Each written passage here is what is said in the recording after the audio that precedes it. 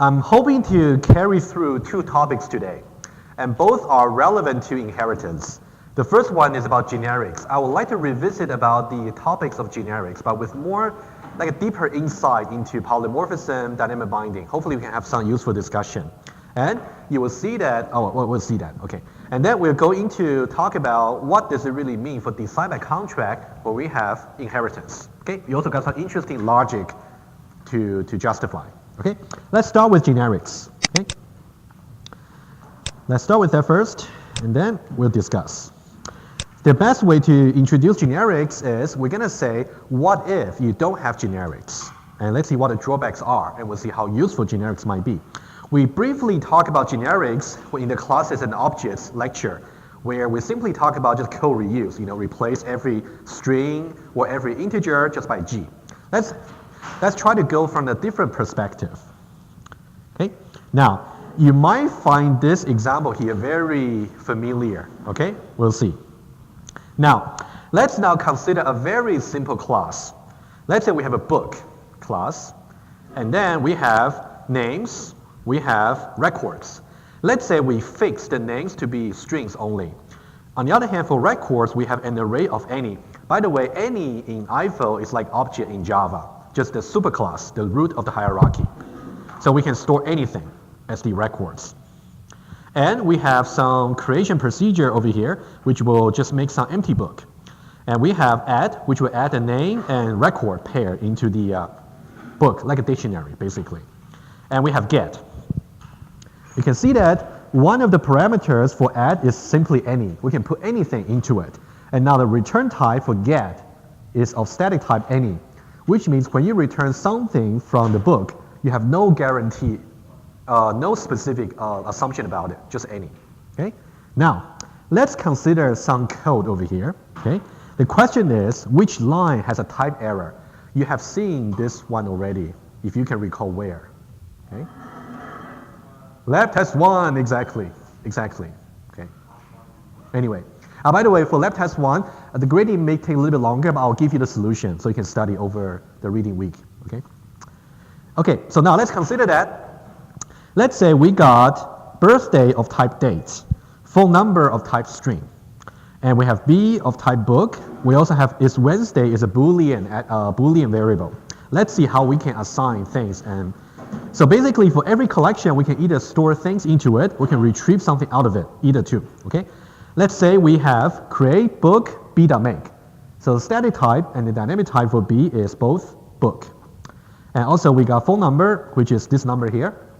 Let's say we add Suyang into with the phone number into the book, okay? Just some name over there. And then we have and then we have another line. We create a birthday over here, just 1975, April 10th. And then we add Yuna into with the birthday into it. So so far we got two entries, okay, so far. And then I want to know if Yuna's birthday, let's make the following assumption. The get day, actually there should be no parentheses, I'm gonna fix that. We want to know if the get day, the assumption is get day feature is only available in the date class, not in the any, okay? That's a hint to you, okay? It's specific to the date class. The get day is simply going to return an integer, can be from 0 to 6. If that's 0, that means it's a Sunday. If it's 1, that means Monday, etc. Okay? So once we get Yuna's birthday, we want to know which day it was. Was it a Thursday, basically? And then if that's true, set is Wednesday to be, If that's Wednesday, set it to be true. Otherwise, set it to be false. Okay, good. Now, can you see if there's any type error in this code fragment? Yes. And first of all, tell me which line and then justify. Which line first? Line 8, I like that. Good. Why?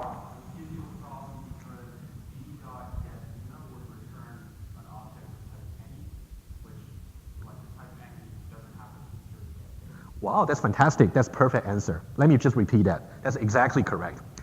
So line number A has a problem because if you look at b.getUna, what's the static type for this expression here?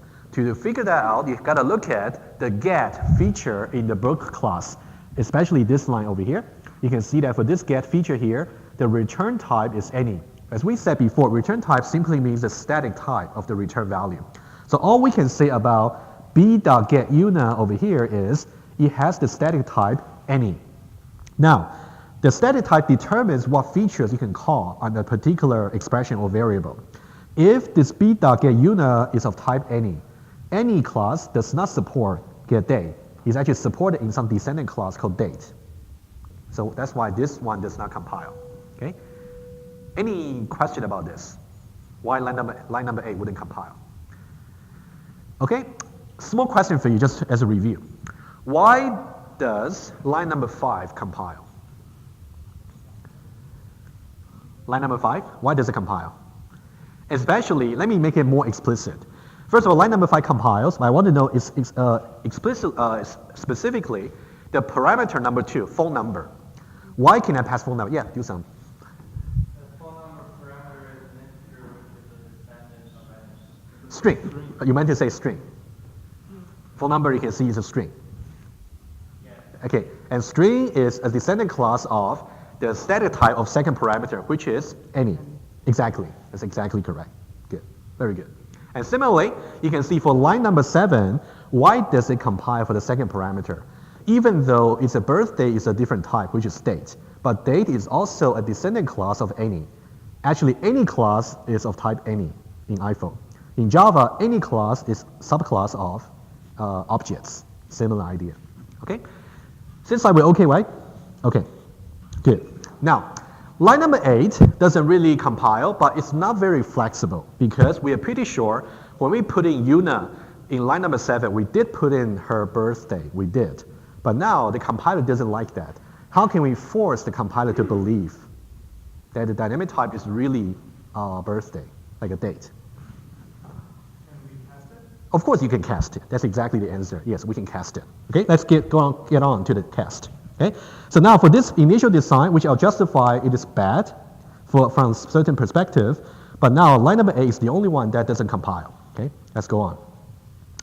Okay, so now let me just review very quickly. When we declare record to be array of any, every element has a static type any. Okay, let's go on a little bit further. That means we can store anything into it. Now, if you want to do a cast over here, this is what you can do. Okay? If you do a cast, yes, okay, let me just review very quickly the cast expression. Okay? So we have a check assertion over here. So now we say that we try attached. It's like an instance of check, basically. We say that if b.getUna, which is going to return something whose static type is actually any. But what about dynamic type? If the dynamic type happens to be date, the attached expression is going to be true. And then we're going to cast that object into Una bdate, birthday. And then we can now call the, that should be, so sorry, this should be Una bdate.get, like a get day, right? So I'll fix that. It's just a typo. Okay? So you just need a cast. However, you got to be very careful because in this case, we are okay because we cast the right thing. But what about if we try to cast the following? Remember for Suyang, let's go back to the previous code over here. When you look at the tester code, when we add the record for Suyang, we added a string, not a date. String and date have nothing to do with each other. The only thing they have in common is they are both descendant classes of any. Okay? So now, what's going to happen if I say the second cast? If I say b.getSuyang, it is going to return the phone number, right? In this case, which is a string. And string has nothing to do with date. So the attached expression is going to be false, which means the assertion is going to be violated. So we got something that's similar to a class cast exception in Java. Okay? So the point is, you got to be careful, right? When you do the cast. Okay? You're taking a risk, basically, because you force the compiler to believe it's really that type. Okay? That's an assertion violation. Any question until now? Okay? Let's say you're being so cautious. Throughout your code, always you only cast when necessary. Okay? But there might still be issues. Let's talk about why this initial design is actually bad. So it seems like we have some combination of the attached check and also the cast. So that's something we can have. But will there be any drawback for this design? Okay, since we're learning design, let's think about it, why it can be bad.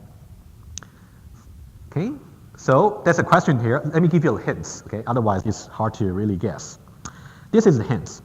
Think about what might be the future extension to the book and how you can maintain the book. Think in this direction here. If you haven't seen the slides, well, I already made the slides available, right? Yeah.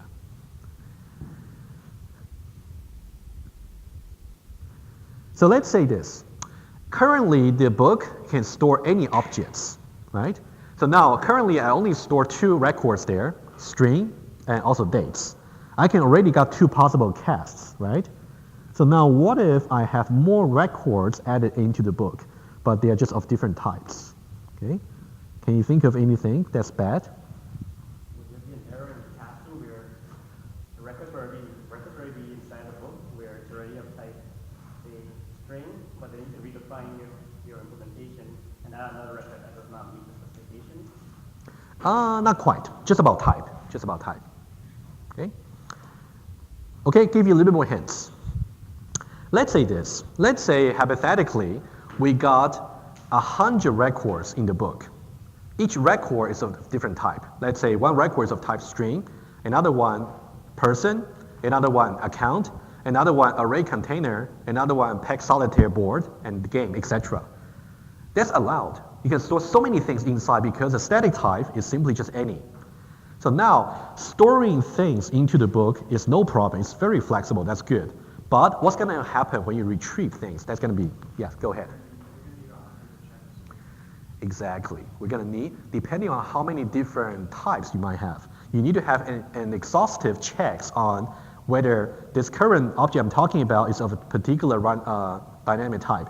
If it is, I can do something specific to that type, right? If you've got 100, you got to do 100 times. If you've got 1,000, you got to do 1,000 times. For some realistic software projects, 100 is not an overestimating number, really, okay? Okay, so that's about extensibility, maintainability. So and also, you don't really do this kind of exhaustive check for just once. Every time when you want to retrieve something from your collection, you have to do this once. Okay, you got to repeatedly do the same checks. Okay, okay. That's kind of the rough idea, but I'm still going to go over some slides to show you, and then we get to how we can solve this problem. Okay. So all classes can be stored because they are descending classes for any. Okay. Let's imagine. Let's say you got record 1 up to record 100. Every one of them has different types. C1 up to C100. So C1, C100 just a class names. Okay, they're all different.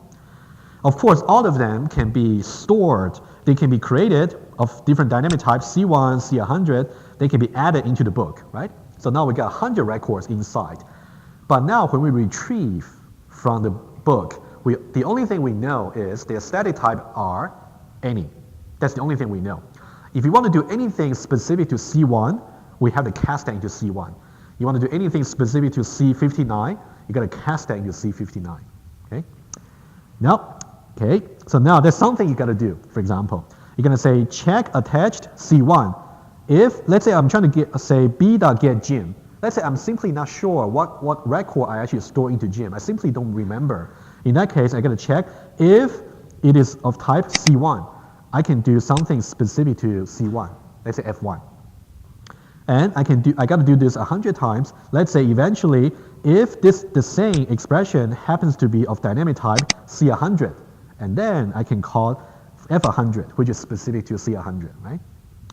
Guys, any questions about this kind of illustration? Again, if you have some book of any, it's very flexible for storage, but it's going to be a pain when you try to retrieve something from it. You're going to have lots of smell in your design because you got to keep the same exhaustive list of checks over and over again. Apparently, doing this manually, it's not every time you want to repeat certain things manually over and over again. That's a hint you're not doing something perfectly, right? That's going to be tedious and error-prone. Okay. How can we fix this? We need a solution. I can tell the solution is about generics, right? Let's now characterize what generic solution really is. Let's try to understand the rationale why we need this. Okay? We need a solution such that we don't want to get any class cast exception anymore. We don't want to. At the same time, we don't want to do any cast, actually. We simply don't want to write that kind of expression. We don't want to. How is that possible? At this point here, whenever the client is trying to declare the book attributes, they simply say, for example, B colon book. The client doesn't have to commit anything about what kind of records I'm going to store in the book. This solution here is to say we are going to put some burden on the client side. So when the client says that I'm going to use the book, I have to commit to say what kind of records I'm going to store. That's kind of the intuition. Okay? So now, this is a sketch of solution, and then I'll show you how you can do that programmatically. So now, when the client declares a book of object B, they must commit what kind of book they're going to have. It can be a book of account, it can be a book of dates, it can be a book of string. Okay? Once you commit, the compiler will do the rest. Okay? So for example, you might say the book stores either date objects only, or it might store string objects only. Don't worry about the descendants for now. Okay, I'll talk about descendant in just a moment. Okay, but you cannot mix them. Okay, you cannot mix. You can only have a single homogeneous type of things you can store in the collection. Okay, so now let's say this. Once we have done this from the client side, now let's say when the client is trying to store a new record objects into the book. Now, before we set a storage for the any book, there is actually very flexible. You can store anything into it. Let's say this. If somehow the client commits, they say that the book B can store date objects only. In this case, when I say B.add some birthday into it, that's okay. But if I say B.add some phone number, which is a string, it will be disallowed right away.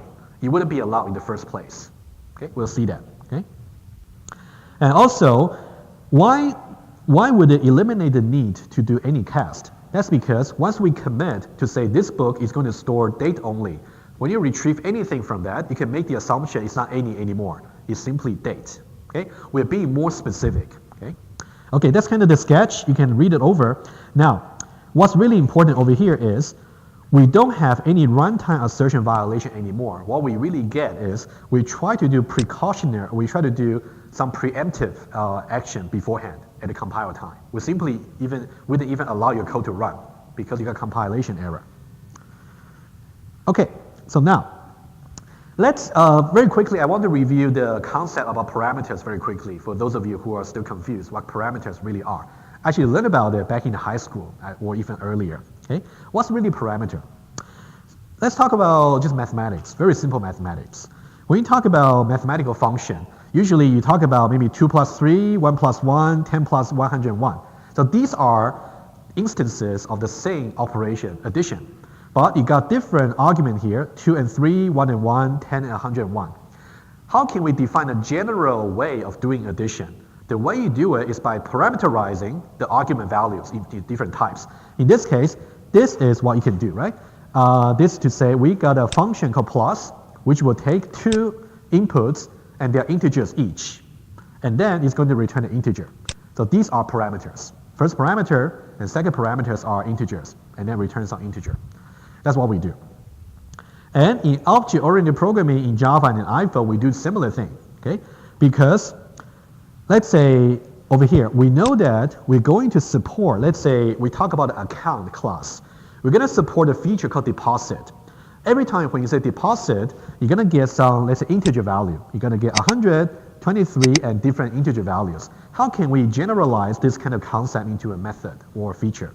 The way we do that is by saying, now we define some deposit feature over here, and then their type is simply, let's say, real number, okay?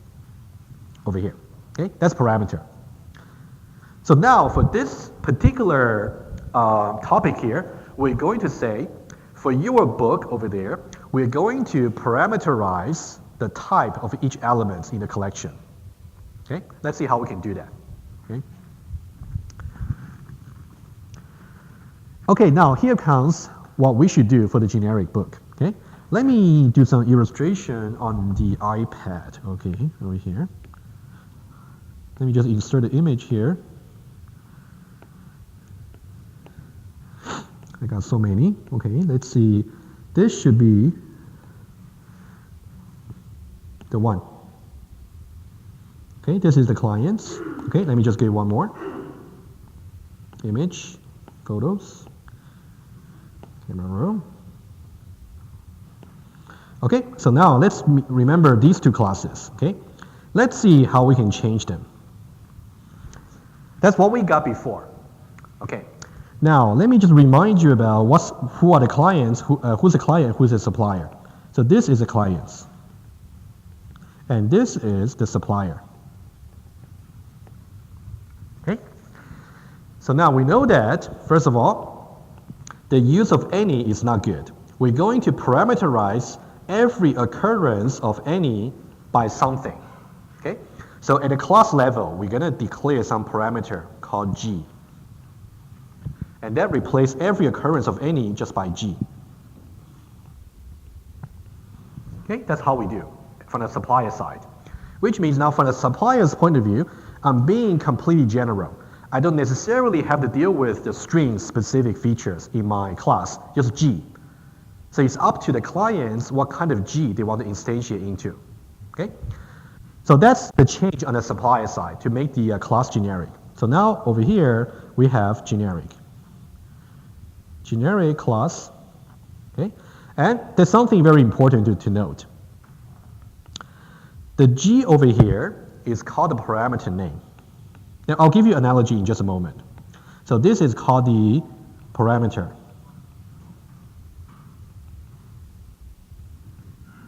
Okay, what about the G over here? What do they refer to?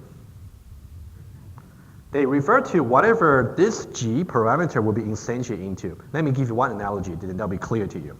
For example, let's say you're trying to define a function called average.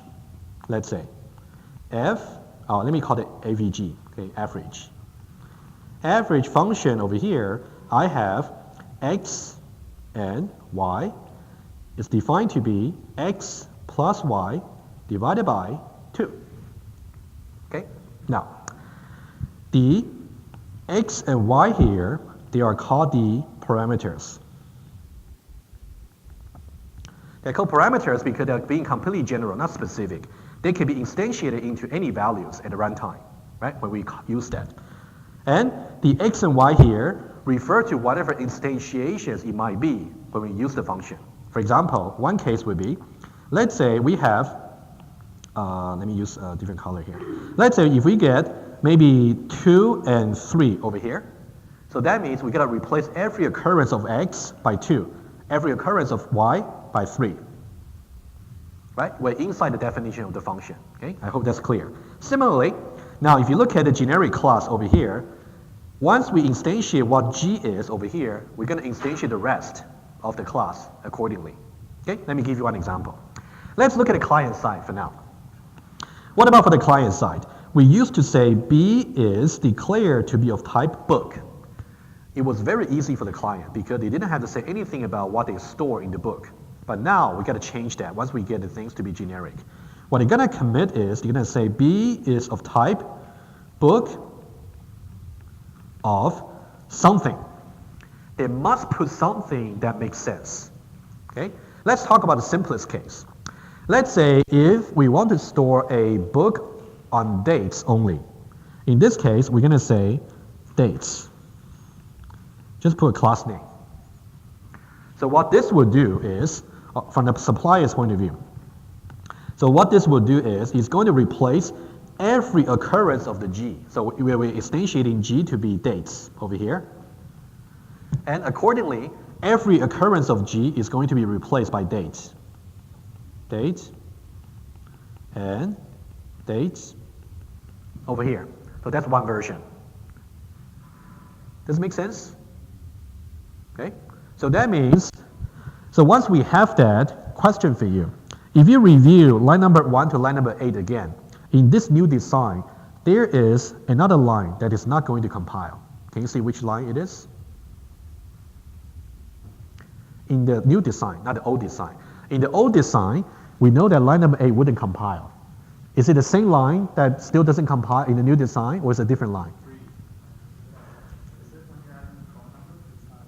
line number 5, right? Why? Aha, okay, very good. Why don't I try to elaborate that a little bit, but that's correct. So now in the new design over here, you can see that in line number 5, we're trying to add phone number. So now let's try to do some type checking over here. You can see phone number over here, and we are talking about the add feature. Add feature is here, and now in the instantiated version, now the second record parameter should be taking a date. Right? So now let's go back to our rule which we learned on Monday. Is string a descendant clause of date? No, it's not. So this will not compile anymore. Okay?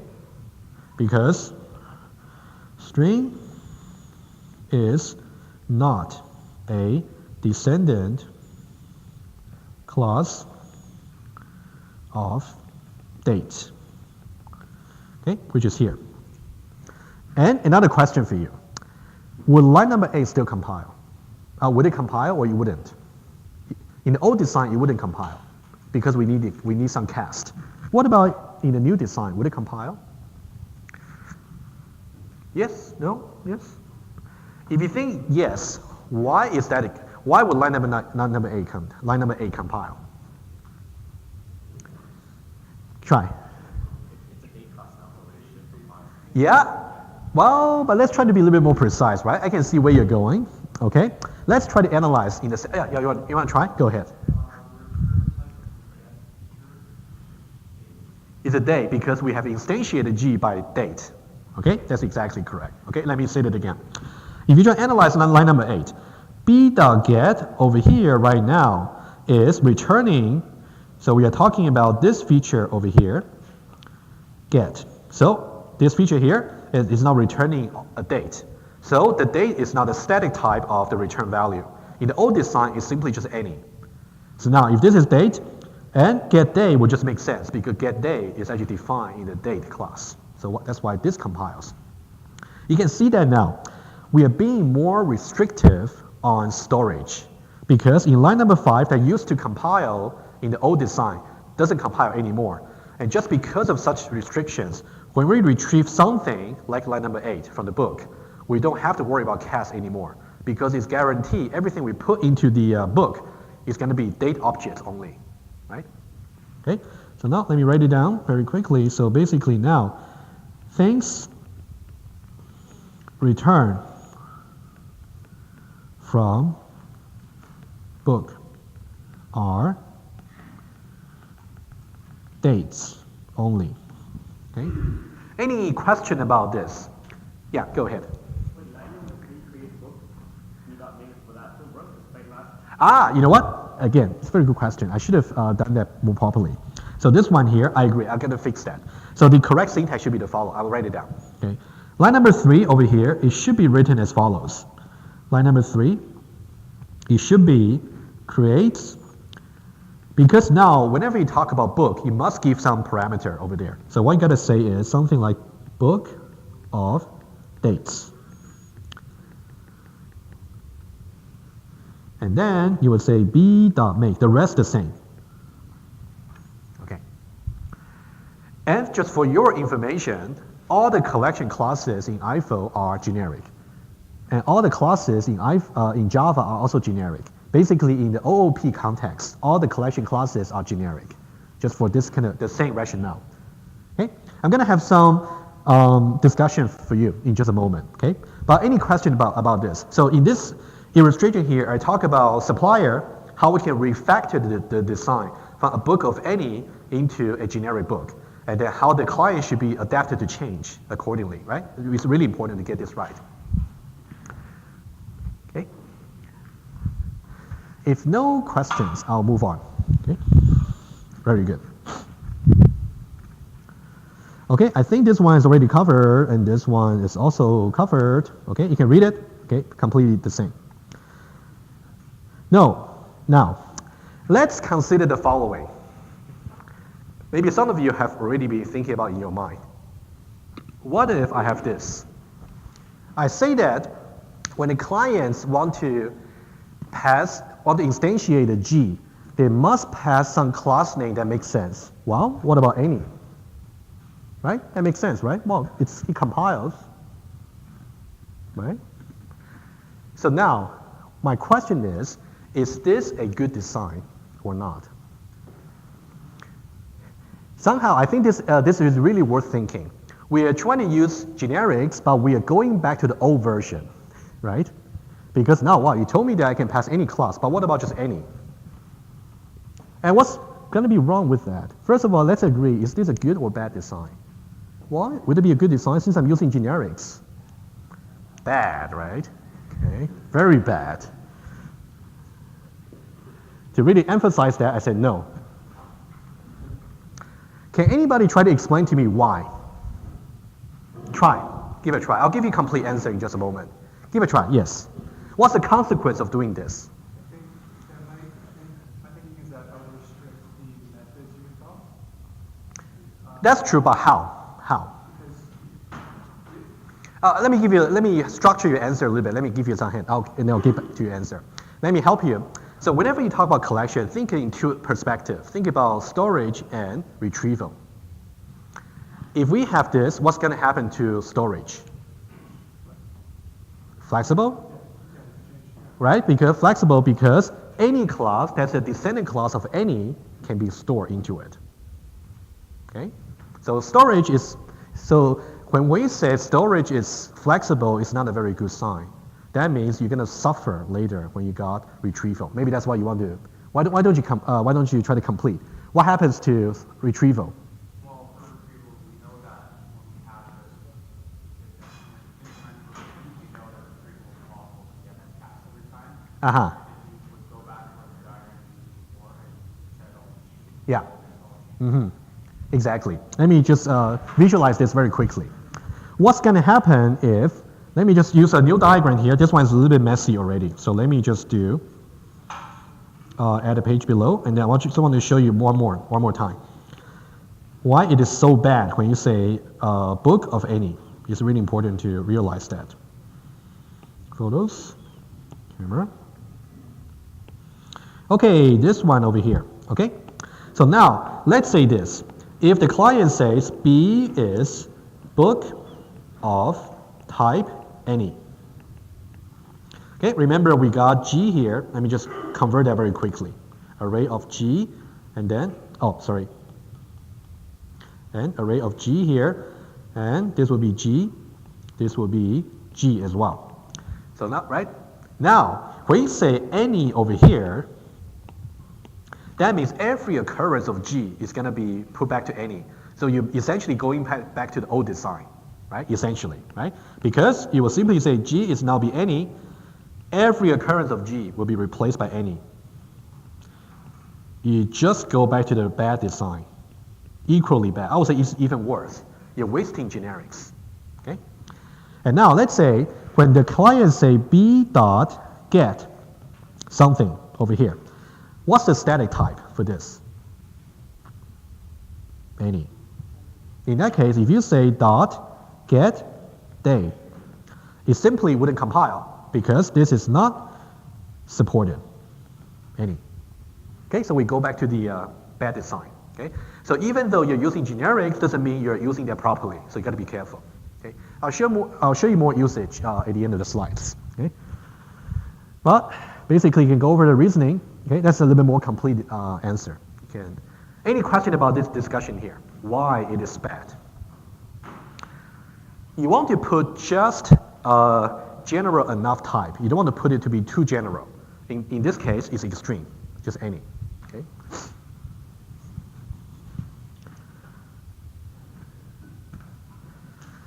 Okay, so now, let's now talk about something that might be useful to your lab number 3. Okay? In lab number 3, you're going to actually to make your dictionary class iterable, right? And remember, iterable class is of generic type G. How can you instantiate that G over there? I want to give you a little bit more idea about how you can use generic class. Okay? So now let's consider this class over here. You should be very familiar with that. That's exactly what you're given for lab number 3. Let's say the class dictionary has 2 generic parameters, V and K. V for value, and K for keys. And we got add entry and remove entry. Okay? So whenever you're trying to use a dictionary class, you don't necessarily have to instantiate both V and K. You don't necessarily have to. I'll show you two examples first, and then to see if you make out questions. Okay? Let's see. The first one here. So clients can use dictionary with different degrees of instantiation. That's the point. Okay? Let's see the first one. What about I say I got one class called database table, right? So if you took the SQL database course before, you got keys and values, right? Also the similar idea. Let's say now I kind of do a little bit tricky thing here. I say it's going to be K and V, okay? And then you can see that the way I use the K and V over here is I put a K over here and V over here. Can you see what I'm trying to do here?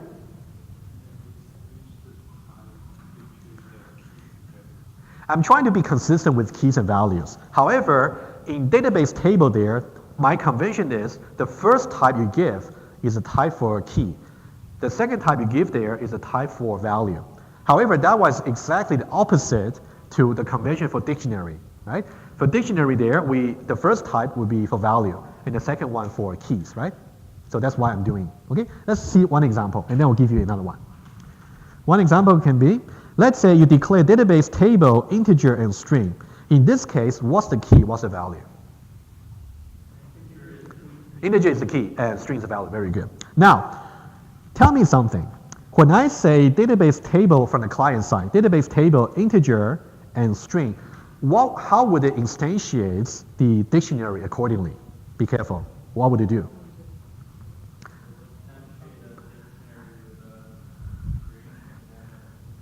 String integer, right? Because we know that from this line over here, string is the value. So that should come first over here. So which means V has become string. So that should affect the string over here, right? And K has become integer. So integer will be instantiating this K as well, okay? So that's exactly what's going to happen. Okay? Guys, any question about this first example here? This first one. Okay, if no question about this one here, let me give you one more, okay? Let's say we got another one. Let's say we have a class called student book, which means each book is going to keep track of some information about the students. Let's say the way we identify each student is by their student ID or names, which is a string, okay? So now, let's see what we're trying to do here. I'm still trying to use a dictionary over here, but you can see that I'm fixing the second parameter here, which is the key, to be always string. But for the value part over here, it comes from where? It comes from whatever parameter I will instantiate student book into, right? So when I say student book of account, I'm really talking about account information for the students, in which case the dictionary value will be account accordingly, right? For example, let's say over here, how about this one? I'm just making it a little bit more complicated for you. What does this mean? When I say students, and I instantiate G into an array of course. So I'm trying to find out the registration information for the student, right? So which means given the students, I'm going to return an array of courses, right? That's my intention, okay? That's also valid. In principle, the G for any generic class can be arbitrarily instantiated, anything you like, depending on what you need. So for your lab number 3, I kind of let you practice two possible ways. You can instantiate G as tuple or as entry, if you know what I mean, right? I hope you know what I meant. If you have no idea, you're in trouble, I think. Yeah, come to me, of course. Not hopeless, but in trouble. Okay, how about this? So this will instantiate the dictionary to be array of course as a value and then string always fixed, right? As the key. Any questions about this? Can I mention one more thing? Actually, I just saw that today from one of you. I just want to share, okay? Tell me if this declaration is right or wrong. Similar, I'm not going to use the name in your lab number 3.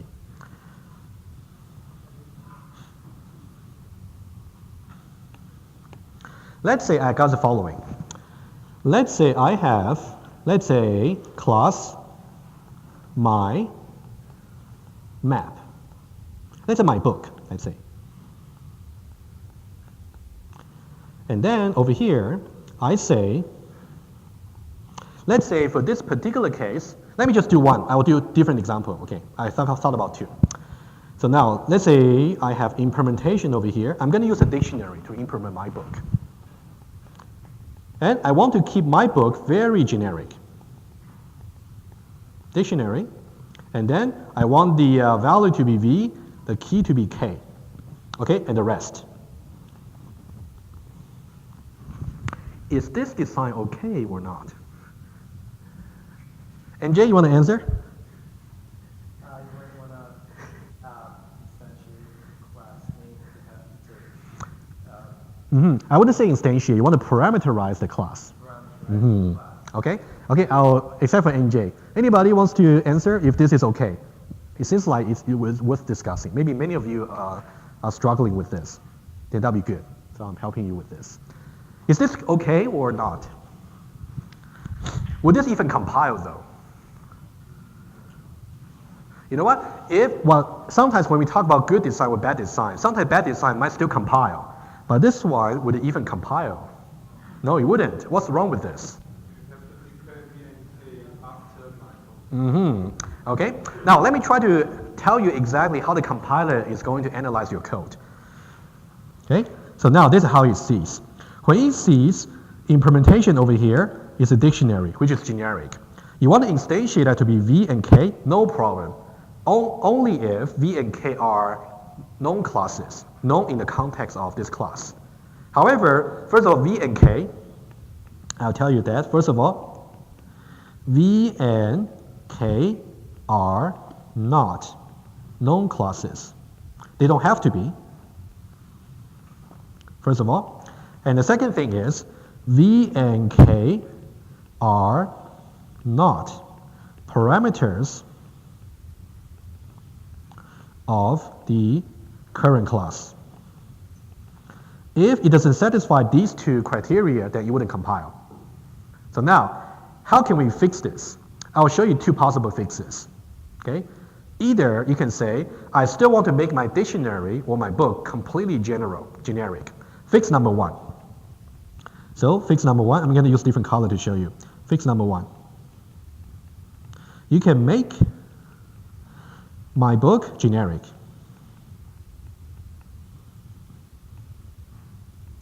In which case, you can simply parameterize this by V.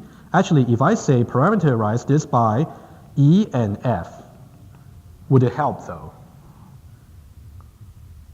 Why would it not? Well, yeah, I hope. You don't know. Would it help? It would not. Why not? Because your parameters are for V and K for your book do not match. Yeah, so V and K are still referring to nothing, right?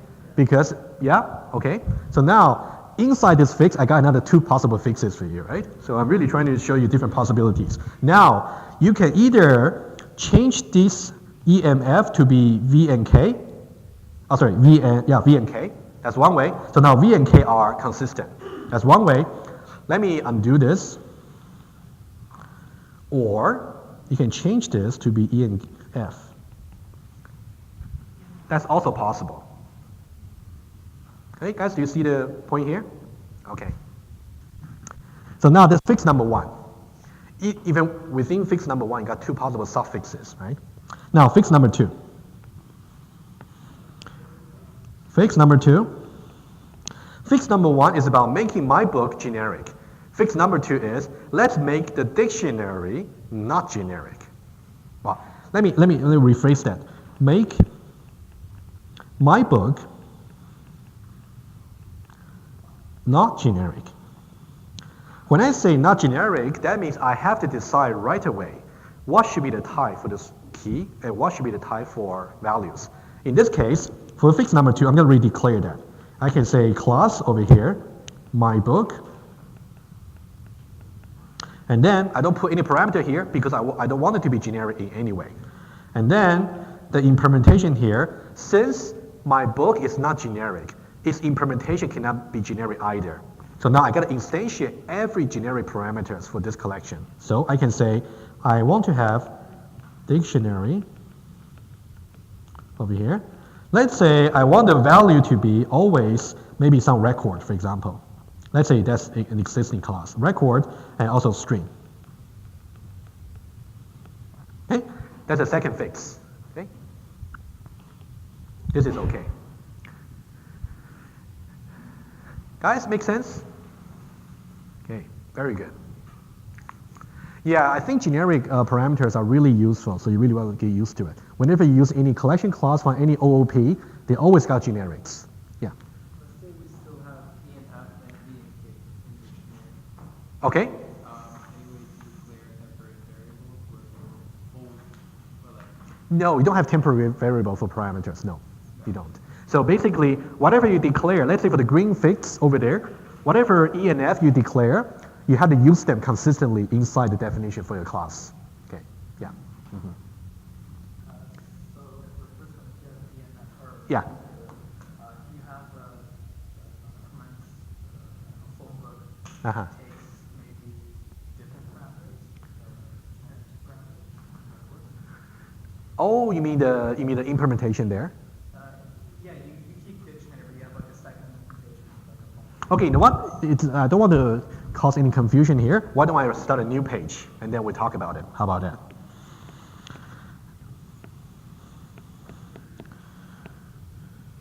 Okay, now we have class dictionary. And what do you want here? Do you want it to be generic? E and F? Okay. And what else?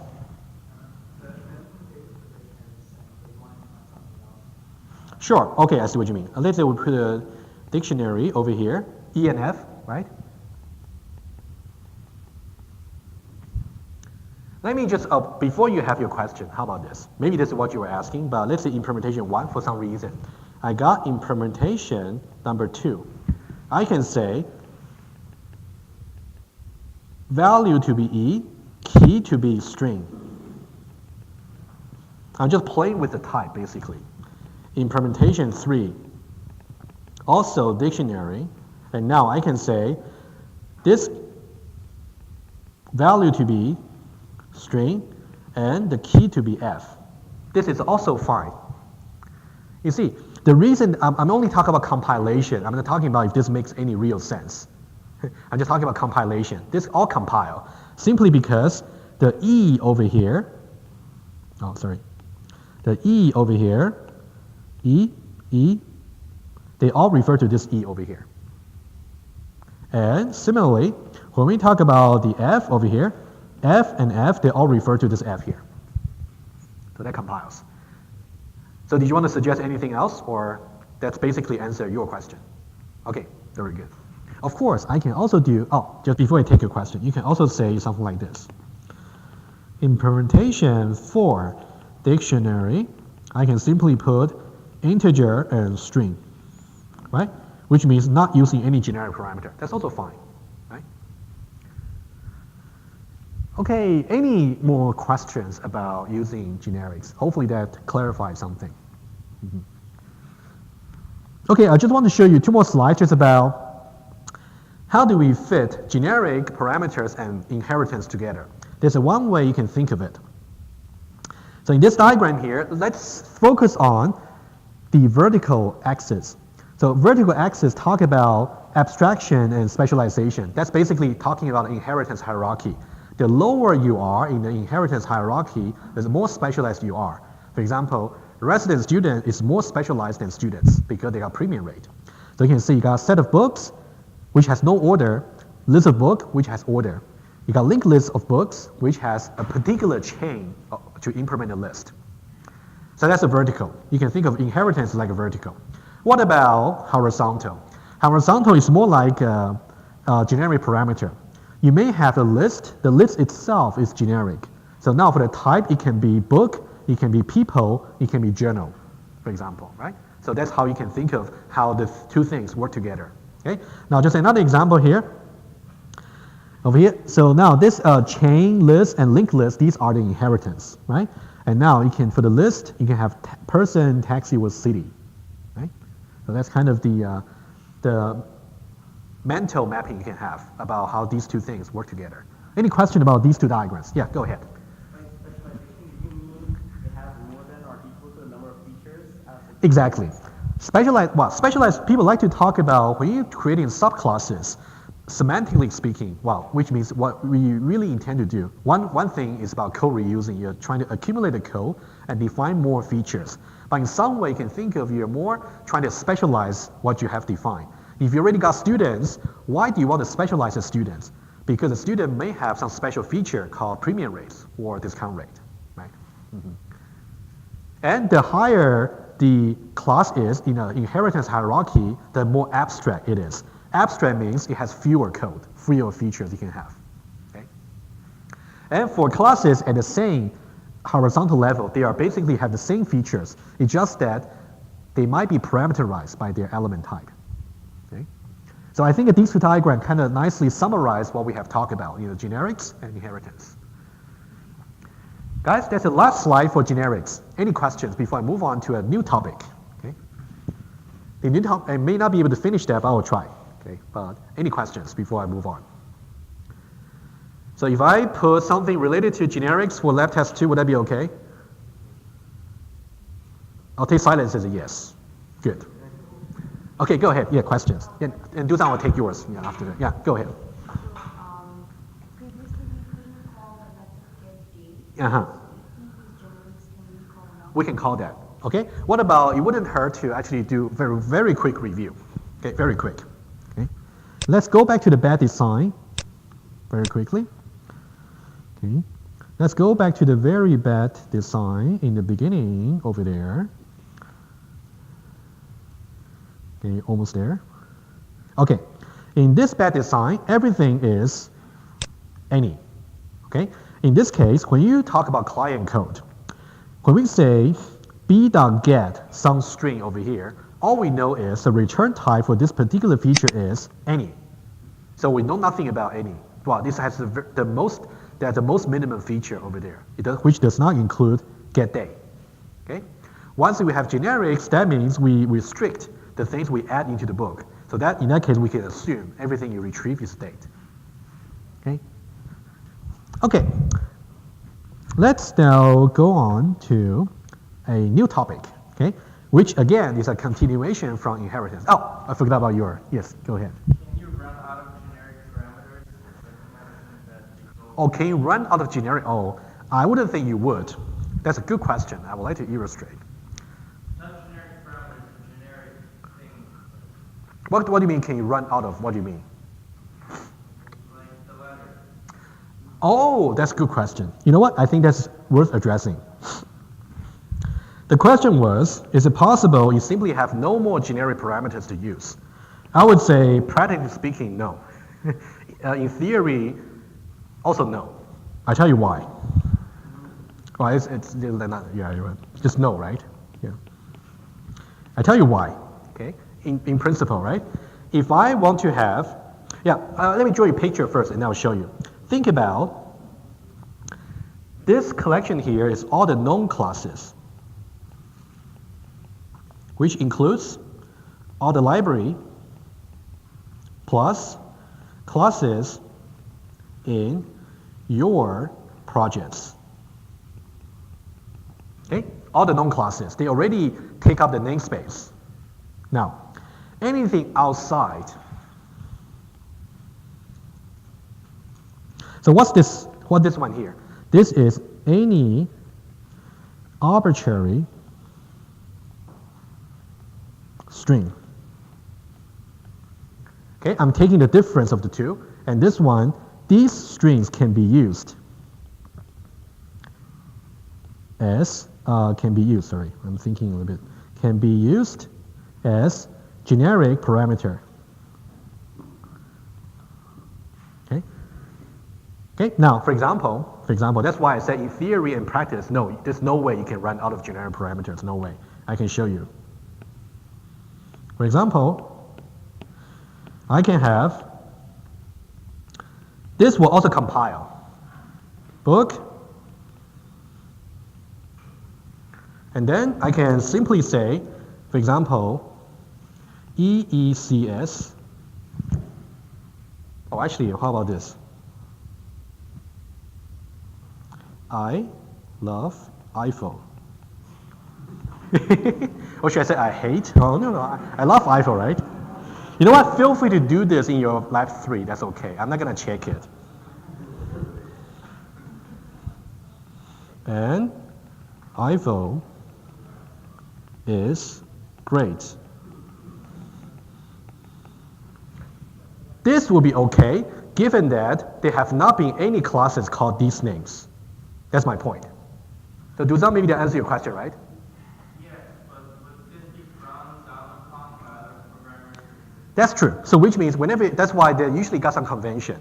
So usually they just say that you start with a single letter, capital, starting from like A, B, C, D up to Z. But I would say in practice, you wouldn't parameterize your class with 26 parameters. In that case, it's a bad design, too many. I would say typically up to 3 or 4. Typically, yeah. Okay, you can feel free to replace love by hate or whatever. iPhone go away or something like that. You can feel free. That's fine. I'm okay with it. Okay, any more questions about generics?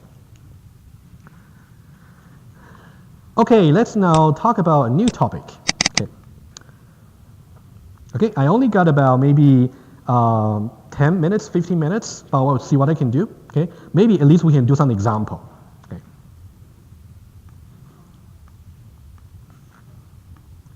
So now, the new topic here is about how does design by contract fit into inheritance. Okay.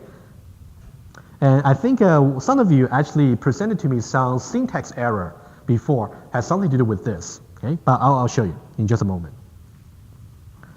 Okay, remember, there's a very quick review. This is kind of somehow related. This is polymorphism. So if we want to decide whether the 3 assignment here should work, we only look at the static type, right? So now here comes the thing. iPhone 6s Plus, Galaxy, and HTC. So these are separate classes, right? Presumably they should have their own contracts. And similarly, the superclass or the parent class called smartphone, it should have its contract as well. But now, to really make sure the assignment makes sense, remember when we talk about assignments in inheritance, we talk about substitutability, which means when I'm expecting some smartphone, I can safely substitute by either Galaxy, HTC, or iPhone, right? That's something about substitutability, okay?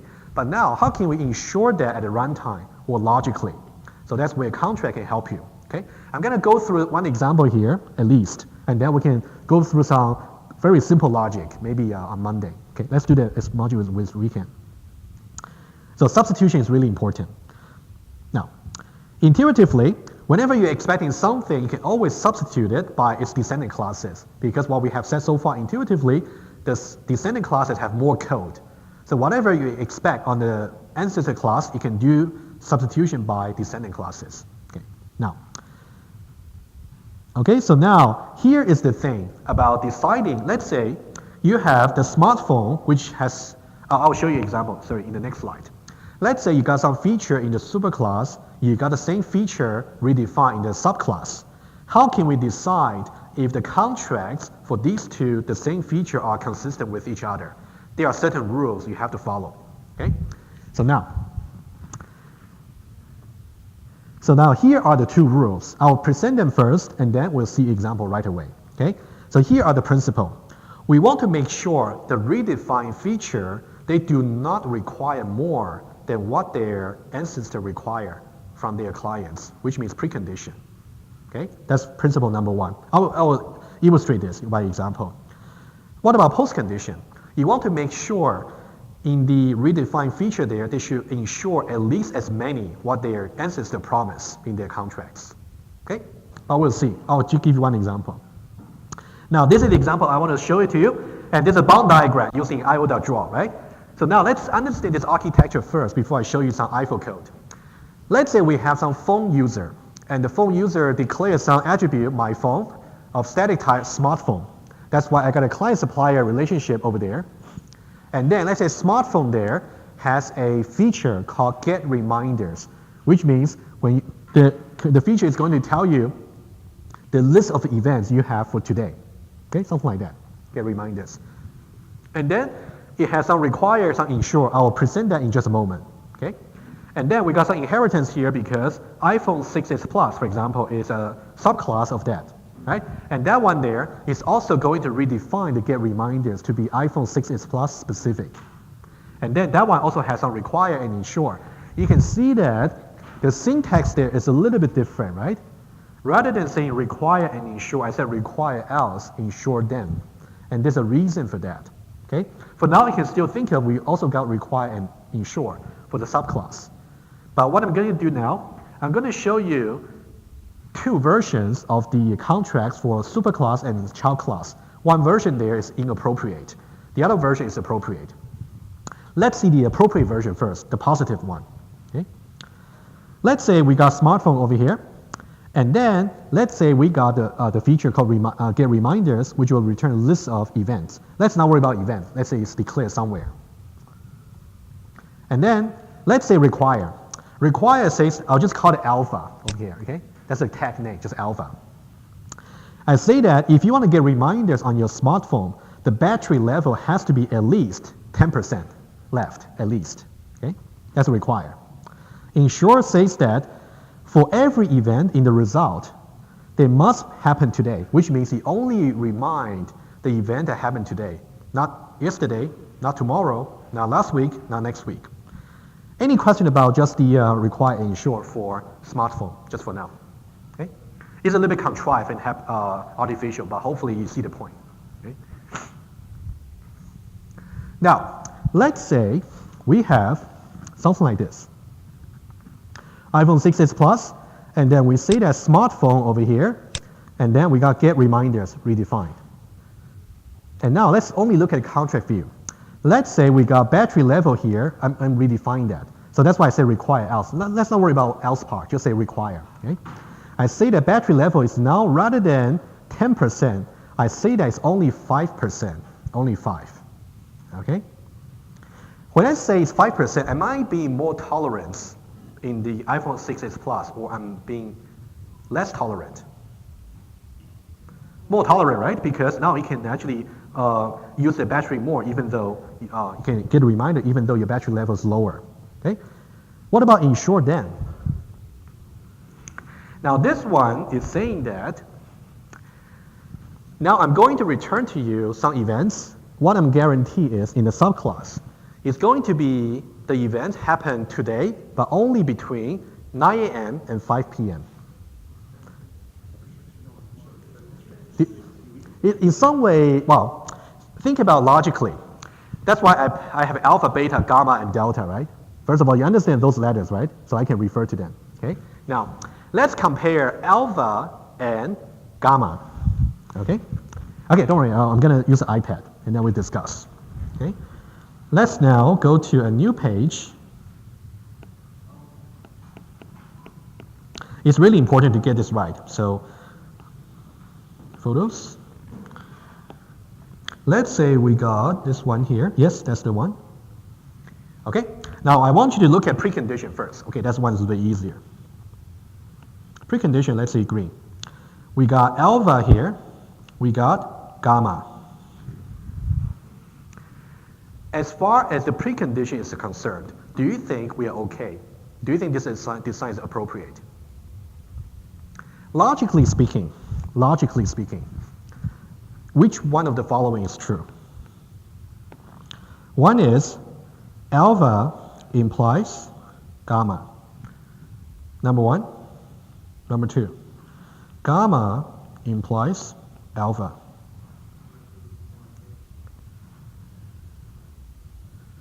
One or two?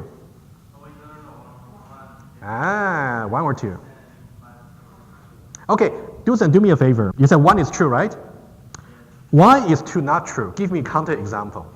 If the battery life is 6%, then it does not imply that the battery life is greater than 10%. Exactly, not true, because, for example, if battery level over here is, for example, 0.06, It's going to satisfy gamma here, but it's not going to satisfy alpha, right? Because alpha has to be at least 10%.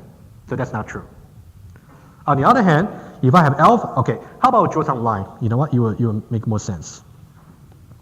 Let's say we got, usually numbers are easier to understand, which one is stronger, which one is weaker. So let's say this is 0.05, this is 0.1, okay? Alpha is saying that it must be larger than or equal to 0.1. And gamma is saying it should be greater than or equal to this. So we can see which one is more tolerant, right? Apparently it's this one here. It allows more values. When it allows more values, so that's why gamma is more tolerant. So when you can satisfy alpha, that means you can satisfy gamma as well. Okay? Make sense? So let's now think about intuitively, what does this mean? That means for a smartphone user, if they try to use the get reminders feature, they wouldn't be shocked if, let's say they used to get to a battery level of, let's say 12%, let's say, then they are able to use the get reminders feature. Now, let's say they're actually using iPhone 6s Plus. Would 12% also satisfy the precondition? It would, okay? So you're allowed in the subclass, your precondition is allowed to be more, is allowed to be less tolerant, but not more. Let me show you a bad design. What can be a bad design? So this is good. Let me give you something that's bad, okay? What about bad design? Bad design, oh, okay. I don't want to confuse you. This is good.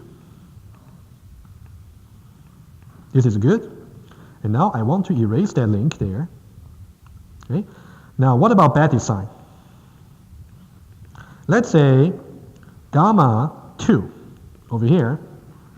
The battery level is larger than or equal to, what about 0.05? Oh, actually this one, no. That's exactly the same, right? Let's say 0.15. Why is this bad? It's less tolerant. Give me one example.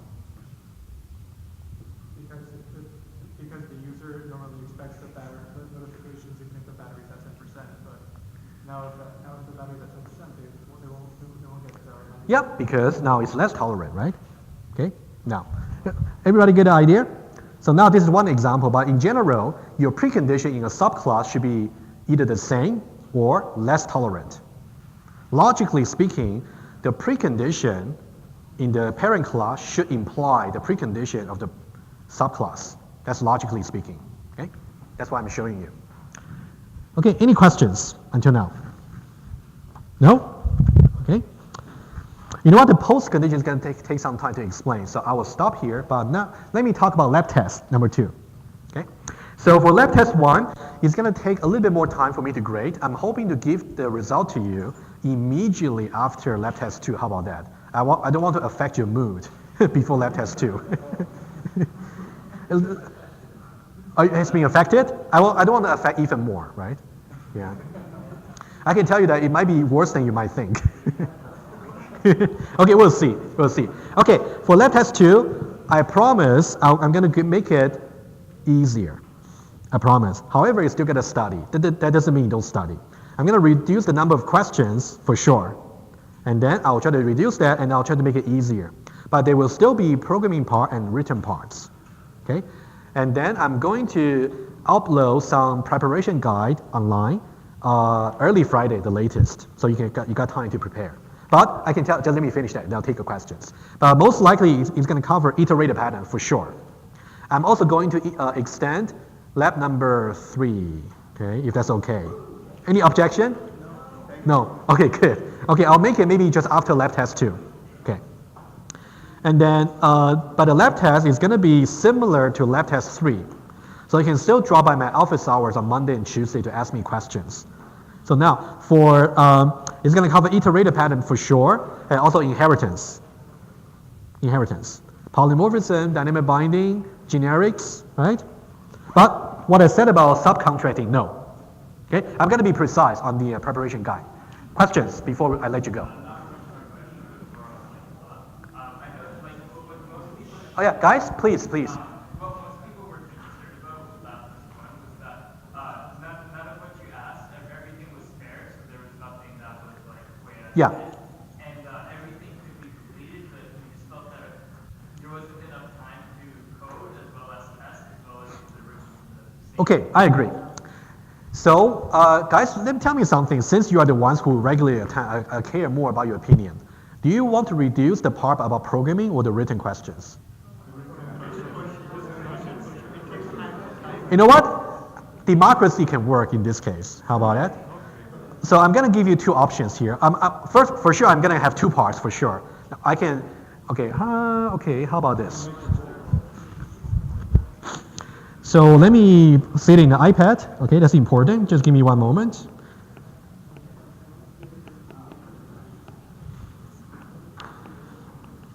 I can either reduce the percentage on programming, or I can reduce the percentage on written question. But overall, I'm going to reduce the number of questions for sure. Overall, I'm just saying which one do you want to reduce? Okay, you can vote only once. Okay, only once. Don't vote for both. It's not gonna work. Okay, I'm gonna count only once. Okay, one or two. Would it make sense if we just had the programming in the lab and then the written afterwards? What do you mean? Like the programming is the full hour, 20 minutes, and then 15 or 20 minutes just for the written in class. No, it's not gonna work. Yeah, that's too much work from my side, I'm afraid. It might be okay for you, but not too much for me. Okay, guys, you gotta decide, okay? Do you remember what's the percentage for? I think it was 60 versus 40, right? Okay. Or 50 versus 50. Okay, 50, okay. Used to be 50 versus 50, used to be. So now, if you want me to reduce, I'm gonna reduce. And so I can adjust, maybe 40, 60 or something, right? Okay, number one. Number one, reduce the programming. Okay, actually it's not too few. Reduce the programming, okay, hands down. Written, number two. Oh my God, almost basically the same.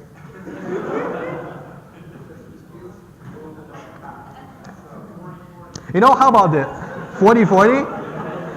What about the 20?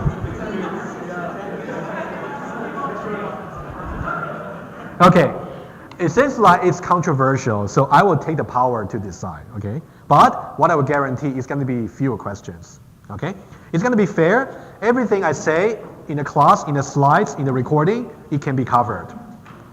Okay, any question, I'll take it offline. Okay, see you.